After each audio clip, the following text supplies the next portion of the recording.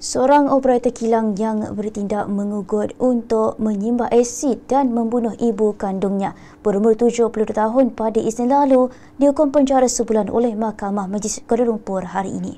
Abdul Razak Manaf, 34 tahun, dihukum penjara bermula daripada tarikh ditahan selepas mengaku bersalah di hadapan Magistrate Farah Nabiha Muhammad Dan.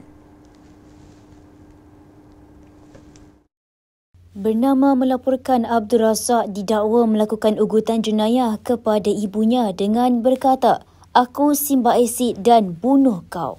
Ugutan itu dilakukan dengan niat mendatangkan ketakutan akan kematian atau cedera parah kepada mangsa di sebuah rumah di Ceras pada 4 petang 22 Disember lalu mengikut Seksyen 506 Kanun Kesiksaan yang memperuntukkan hukuman penjara maksimum 7 tahun atau denda atau kedua-duanya.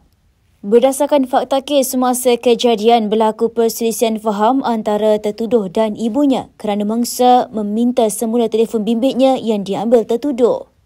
Timbalan Pendakwa Raya Amrit Prik Kaur Randawa memohon hukuman berat sebagai pengajaran kepada tertuduh, memandangkan ugutan itu membabitkan niat untuk membunuh dan menyimbah asid terhadap ibu kandungnya sendiri. Abdul Razak pula meraih hukuman ringan kerana dia bapa tunggal dan perlu menyara 5 anak berumur antara 3 hingga 11 tahun. Selain kes itu adalah kesalahan pertama dan telah memohon maaf kepada mangsa.